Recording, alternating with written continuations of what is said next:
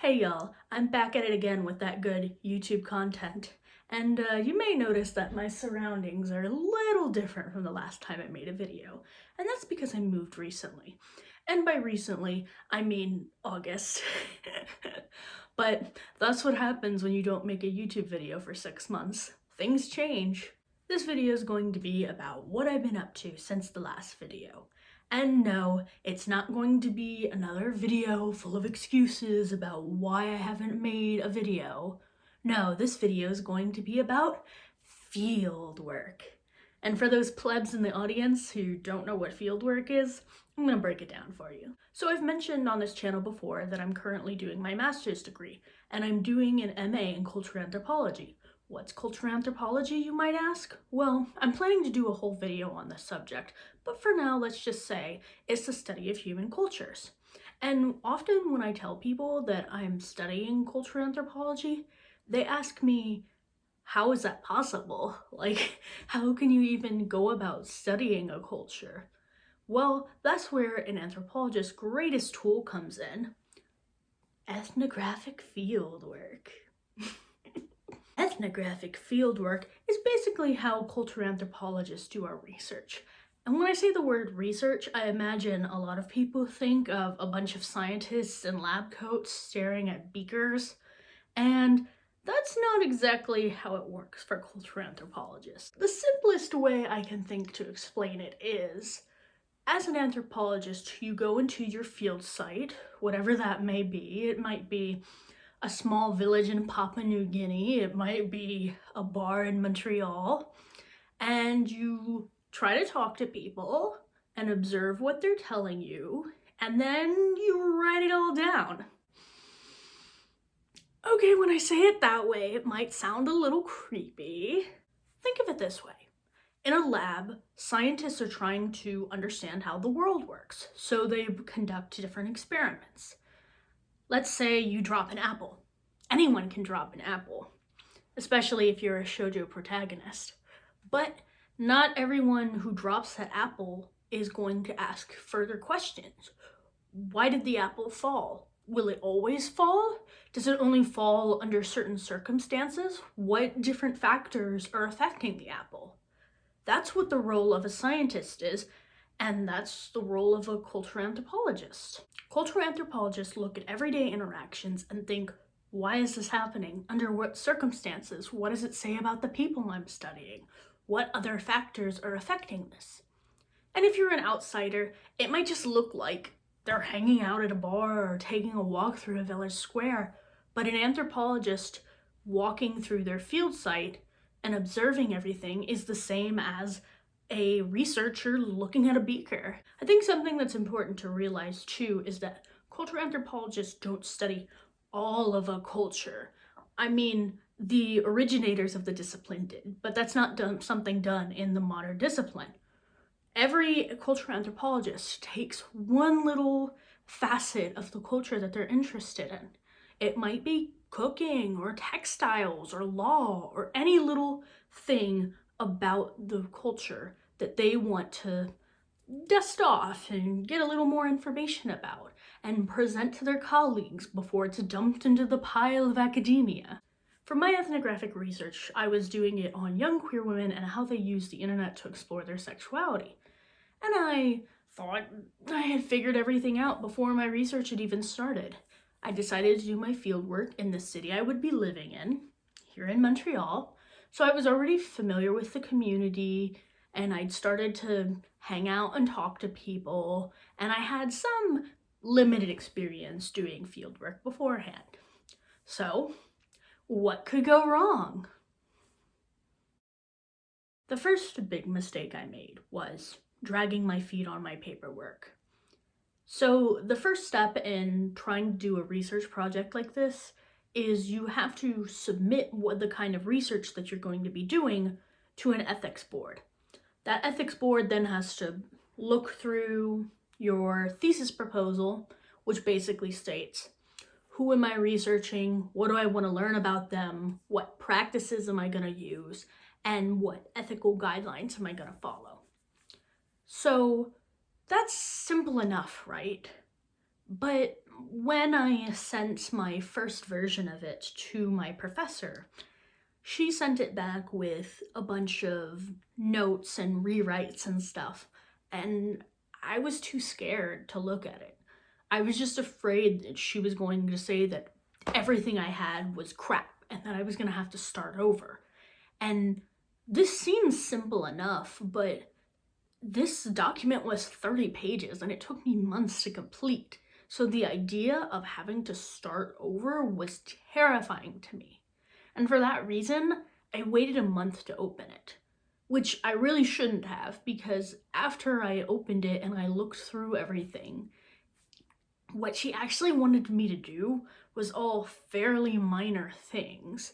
And what I didn't know is that the ethics committee only met once a month. So I waited a month to look at the rewrites.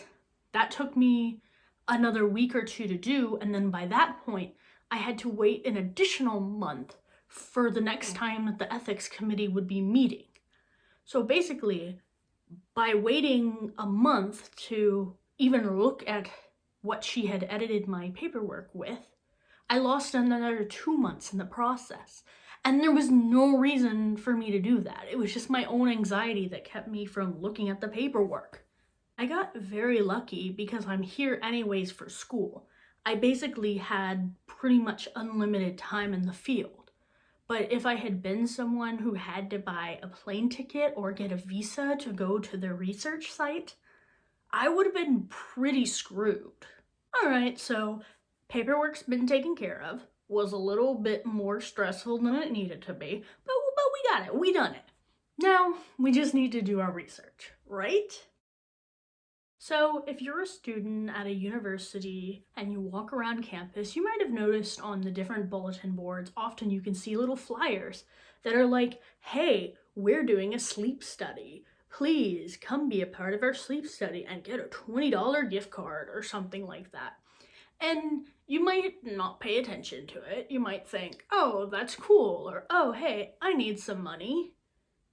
But then you go about your day and you go to your dorm room or whatever, and you forget all about that. Well, I was the person on the other end of that. I was the person frantically putting up flyers and emailing people and saying, hey, I've already sent you like 3 emails about this. Are you still interested in being part of my research? Please be part of my research. Please, I need participants. Please be a part of my research. Which I get it. We're all students. We're all adults. We have jobs and family and significant others and pets and lives. But it is very stressful when you know you only have a couple of weeks to get participants and you've emailed someone 3 times and they're not responding to your emails. And at this point, you don't even care if they want to be a part of the research. You just want someone to respond to a goddamn email for once.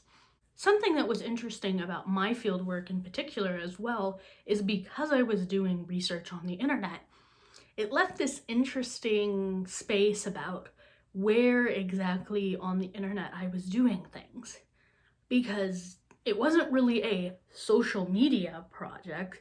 It was more about the people and how they use the internet, and trying to define that to people so that they know if they even qualify as a participant was something that I had to make my way around. It was hard sometimes to explain things to people, and when they would give me blank stares, it was hard not to have an identity crisis of, oh, maybe I don't know what I'm talking about. I think the biggest lesson I learned from this is that trying to get people to be a part of your research is really difficult.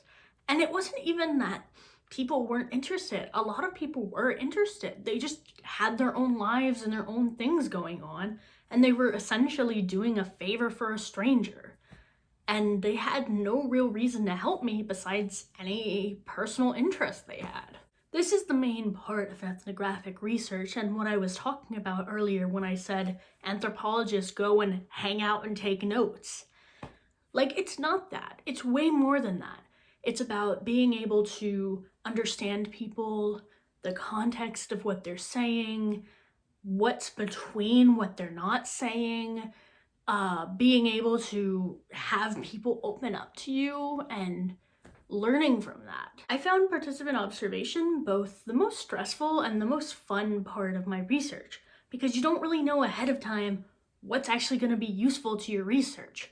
So there were times where I would go to an event and I'm trying to pay attention, I'm trying to soak everything in and enjoy it, but I'm also frantically scribbling down with a notebook, trying to make sure that I don't lose any essential essence of the event that would be necessary for my research. Something else that I didn't really think about that much before I started actually doing my research was that I decided to do research in Montreal, and I'm not fluent in French. I mean, I try, but I'm definitely still an Anglo. I'm not bilingual. And there were multiple events where people would be talking in French, and trying to listen in one language and write notes in another language is like impossible. I got the worst headaches from trying to do that. And I still took some notes. I was still able to follow for the most part, but it was definitely a lot harder than if everything had been in English. And, that's not to blame the people there. They're just speaking their own language. It was just something I hadn't accounted for before I started doing my research. So what did I learn from this whole process? Well, I think the hardest thing to learn was that you're gonna screw up. And not only that you're gonna screw up, but that screwing up is part of the process. I mean, we like to think of ourselves as researchers, but people aren't apples. People aren't petri dishes. People don't act always in the way that we're anticipating. And that's good. That's part of the process.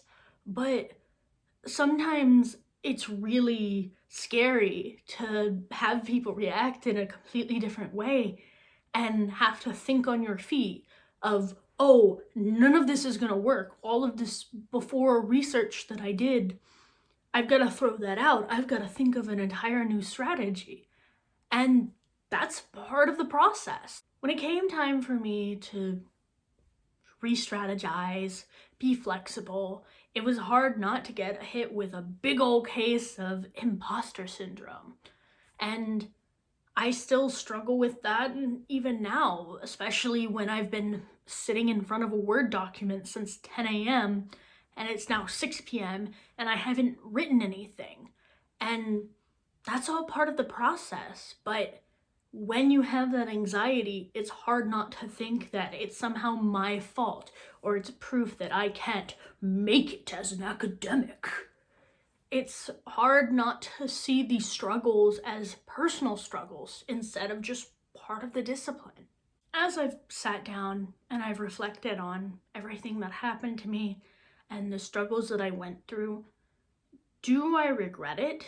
Do I regret doing this research or starting an MA?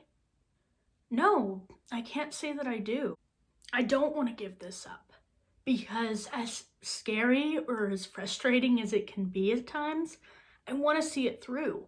Because I don't want to give up on something that makes me happy. And this, at the end of the day, when all of my anxiety and frustrations leave me, this makes me happy. And so does this YouTube channel. And that's why I came back to it. I walked away from this YouTube channel for a while. Not because I didn't like doing it or I didn't think it was worth doing, but because it just seemed like a distraction. It seemed like I was in Montreal to do fieldwork, and anything that wasn't fieldwork was just slowing down my process. But this channel makes me happy, and it keeps me going. And so does my field research, and so does writing. And I don't want to give up things that I like if I don't have to. So I'm hoping that from now on I can do more anthropological educational content. I still want to try to do the occasional vlog or the occasional silly thing when I have the time to, but I really want to use this YouTube channel as an outlet for everything I want to say about anthropology. Why I love it, how to do it, what are the fallbacks of it. And I want it to be a research for little anthropologists coming up now who wish that they had a YouTube channel to watch, the way I wish I had a YouTube channel to watch. I mean, if you look now, there's really nothing there except for lectures and stuff. So next time, I'm hoping that I can do more of that. And I'm hoping that next time is sometime soon and not another 6 months. Well, it's been fun, but this video has to end and I have to get back to work. So, bye y'all.